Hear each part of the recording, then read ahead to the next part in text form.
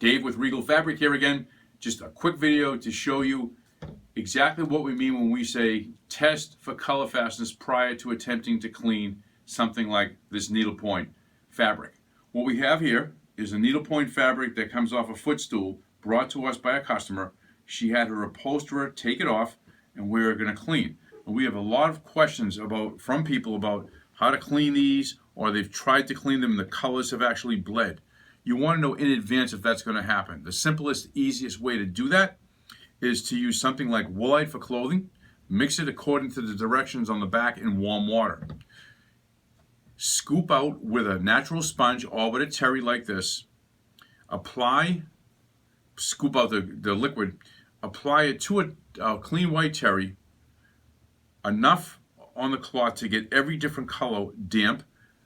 Put it on, put a weight on it, and let it sit overnight.